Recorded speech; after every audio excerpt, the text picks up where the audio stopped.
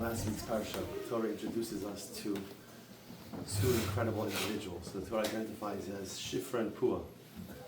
And Rashi HaKadosh says that Shifra and Puah are none other than Miriam and Yocheved. And Rashi explains that the names Shifra and Puah were descriptive names. Shifra, Shem Shaperes Hasar Avad, they were midwives. So Shifra means that when the baby was born, Yocheved would clean the baby up. And Puah, from Lashon of Poah, like to coo, then Miriam would soothe the baby with cooing. And Lubavitch Rebbe, asks us an interesting question. He says, I don't understand. Why doesn't the Torah introduce these women by their primary names? Right? Remember, the first time we're really introduced to Miriam and Yocheved is when they're called Shifra and Puah. That's the first time that their names are used. So why not use their actual names of Miriam and Yocheved and then tell us their descriptive names later on? It's a strange dynamic. And the Rebbe says something so beautiful. He says, a name represents identity. The Rebbe says that the primary identity you have in life is not forged in the things that you do for yourself, but your primary identity is forged in what you do for the other. Miriam and Yocheved were their names, but Shifra and Puah represented the names, the identities that represented what they did for someone else.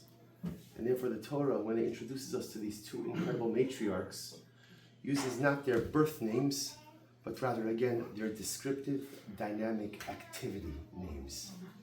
Because at the end of the day, the measure of a life well lived is not what you did for yourself, but it's what you did for others. And I think, as Josh said so beautifully, as both of the children said so beautifully at the Levaya, Mrs. Strimber was really a person who was really fully and wholly dedicated to the other. She just wanted to do for other people. She had a way in which she wanted to do for other people. She had a view of the world and a view about how things had to get done. But her view was always externally focused.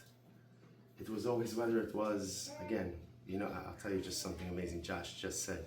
I'll tell you, this is literally such hashgacha pratis. I had to be downtown this afternoon, and I was by a red light, and there was a homeless person coming by me. And the truth is, generally, I try to give, but I always hear my wife's voice in my head: keep the window up. And then again, I will tell you, Belishim goes no exaggeration. I remember that tonight was the Shloshim. I said to myself, what would Mrs. Strimber have done? So again, I did not take out a roll of tennis. It was $1. It was $1. But not with the script. Just a $1 bill. But what a life! What a life! A life that was unfortunately way too short in terms of a biological duration measurement.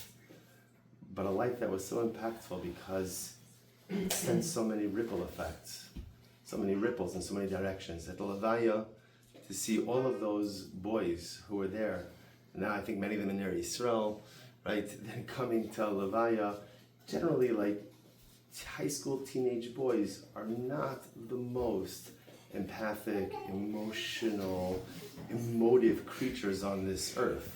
Right? And yet, I'm sorry. No. If they're yekas, that's another strike. I'm just saying. But it was incredible to see. I don't know. To be honest, just if you think about it, Mrs. Strimber, she wasn't like a Shir Rebbe.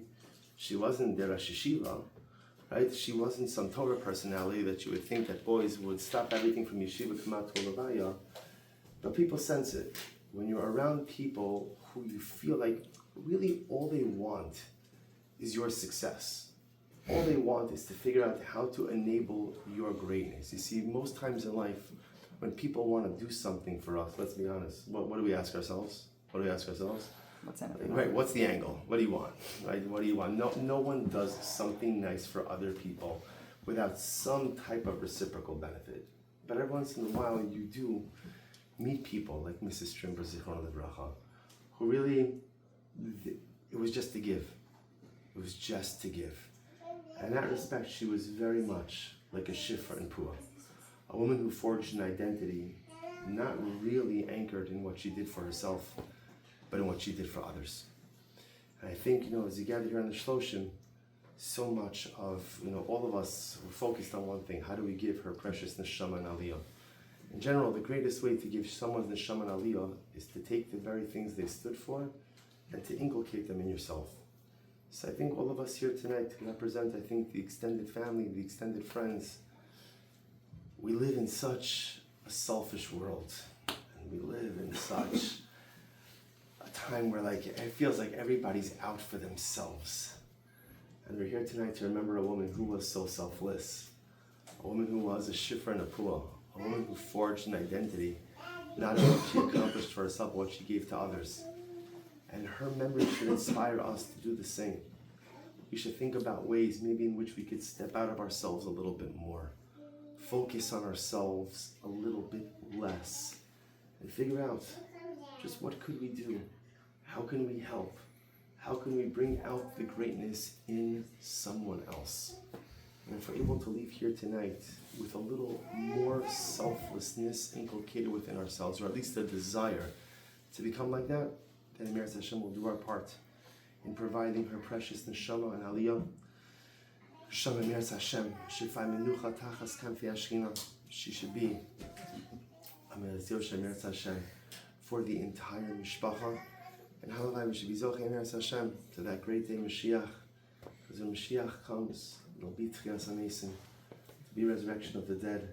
And Emir Hashem, this beautiful mishpacha will be reunited with its matriarch and its patriarch. All of us will be reunited with our loved ones. And halavai, we should be Zochei Emir Hashem to that great day. May Rabbi Amenu. Amen.